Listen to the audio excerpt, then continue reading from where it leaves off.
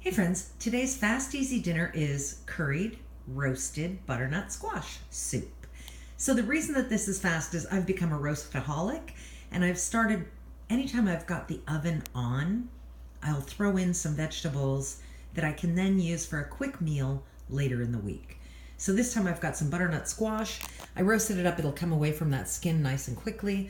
I've got some roasted potatoes and roasted onions, and I'm just going to throw it all together with some chicken stock and spices. Of course, you can go vegan, vegetarian on this if you'd like. Okay, be right back with next steps.